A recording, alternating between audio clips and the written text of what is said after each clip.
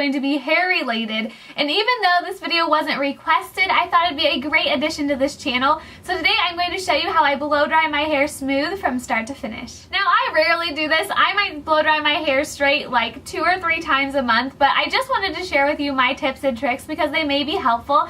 But I am no expert, so I'm sure there's better ways of doing things than I even do them. So please leave me your tips and tricks down below. I'm going to go through my favorite shampoo, some of my favorite products, as well as my hair dryer and even a curling iron that I like to add these really loose waves with. So I hope you enjoy this video. This whole process starts in the shower, obviously, when I'm washing my hair, and one of my favorite shampoos is the Redken All Soft Shampoo and Conditioner. I included this shampoo, and I've actually talked about it a lot on this channel, but I included it in either it was my top 5 or my top 10 must-have drugstore products, and I think for the price, it's a little bit more pricey for the drugstore, but it makes your hair so soft and manageable. I really just wash my hair like normal with the shampoo, and then I make sure to apply the conditioner from my ears down, almost like I'm putting it into a ponytail. That just ensures that my roots don't get too oily, and then I always make sure to comb it through. And then I just rinse that out in about 5 to 10 minutes, and then I hop out of the shower and grab my detangler. Now the one that I've been loving, sorry I had to grab it real quick, is this Healthy Sexy Hair Soy Tri-Wheat Leave-In Conditioner. I love this detangler, and even though I comb my conditioner out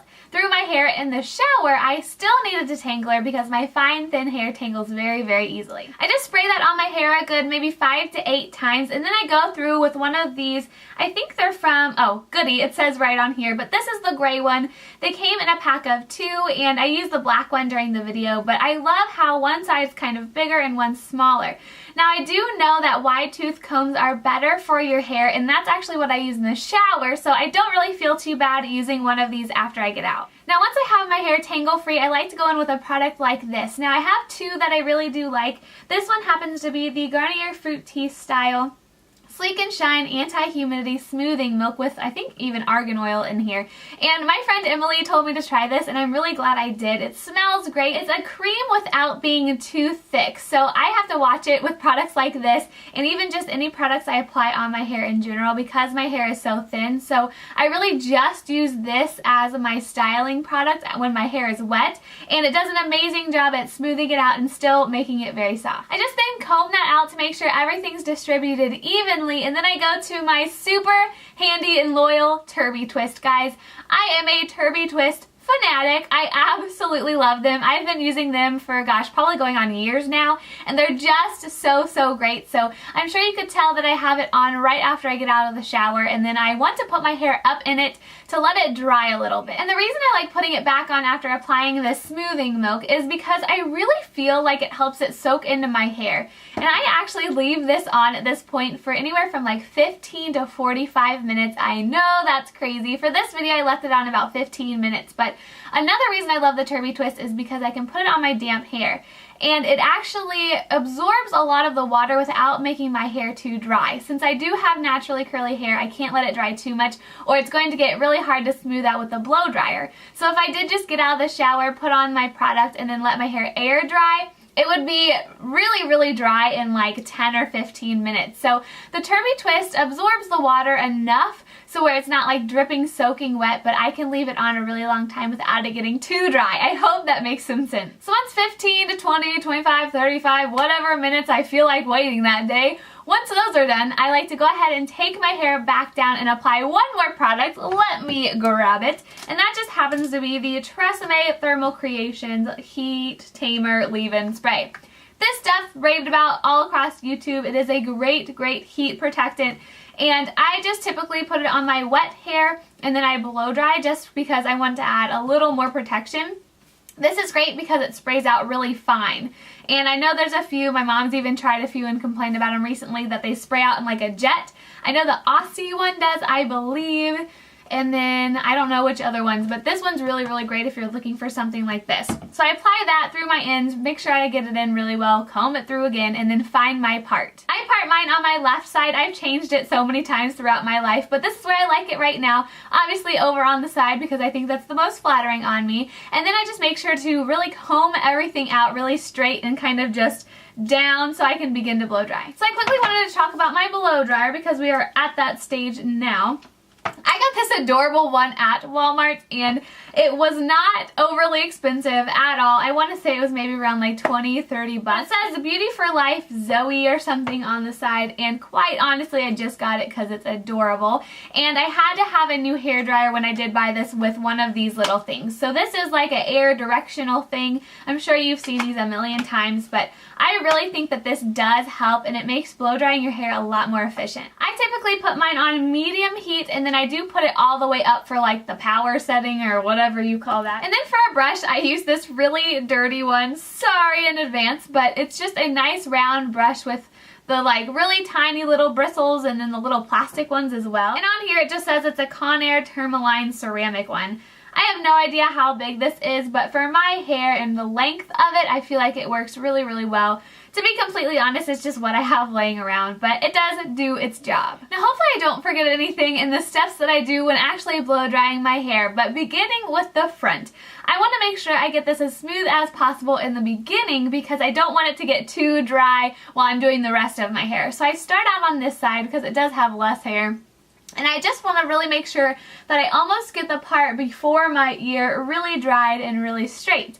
I then go over to this side, and you'll see me start to clip it up a little bit just because these parts for me are really hard to get smooth and straight. So I make sure to go layer by layer, just smoothing them out, putting the brush and almost pulling it up as I dry to get a lot of volume. After I have those pretty much dry, then I begin on the rest of my hair. So I'll put everything back and section it off layer by layer.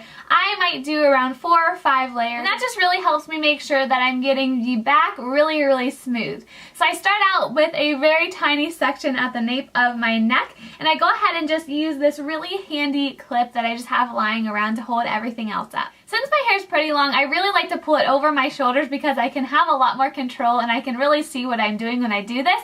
And I'll just run the blow dryer and obviously the brush through my hair a few times to make sure it's really dry.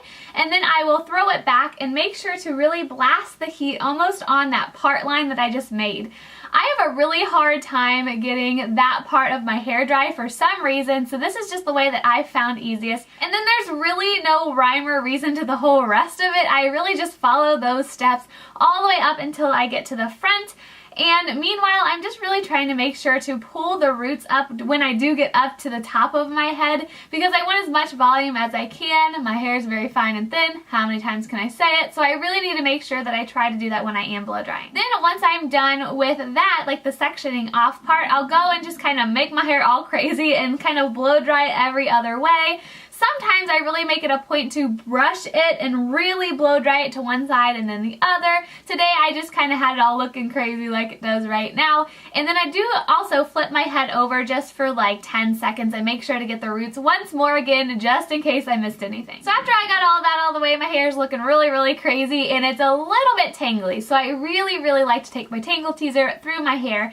And you guys know that I swear by this brush. It is my favorite hairbrush of all time. Had it for so long, it's held up wonderfully. I've talked about it a million times. Now at this point you guys will see that my hair is not perfectly smooth and I can never get it perfectly smooth to where I could just walk out the door after blow drying. I have to either take my straightener to it or my curling iron. So since we're talking about a straightener, I didn't use this one today, but I do have the Chi. I don't even know, there's probably so many different ones of these. This one's super old, but it is so great. They're expensive, but this thing has lasted me probably like 4 or 5 years. Getting on to what I did use today, I feel like this is like a baseball bat or something. This is one of my favorite curling wands out of the two, its little sister. But this is the Remington T-Studio Pearl Ceramic something or other curling wand, and this is the bigger of the two. I believe it's 1/2 inch to 1 inch. And I just set this, I think, on around 400, and I really just quickly took it through my hair from front to back, and literally it took me probably less than 5 minutes. And then once I was done with that, I just ran my hands through it, and then I applied this Dove Hair Therapy Nourishing Oil Care Detangler. Now, I know what you're thinking. What? This is a detangler. I'm supposed to probably use this on wet hair, but I swear somewhere on here it says that I can use it on dry hair also. The reason I love it is because it's an oil, but it's in spray form, so it's super easy and I don't have to get my hands all messy. So I make sure to hold that really far away from my hair and spray it just a few times because I don't want too much going on my hair and making it all greasy. And so then I just take my hands and really just smooth down the top portion of my hair, maybe toss all my hair around a little more, and guys, I am done. So I hope this video was really helpful to you guys. I kind of feel like it was all over the place and I touched my hair a million times, but like I said, I just wanted to put my tips and tricks out there to maybe help some of you, but please leave me yours down below because I'm always looking for ways to improve what I even do. As always, I hope you guys are having a wonderful, wonderful day, and I cannot wait to see you in my next video. Bye everyone.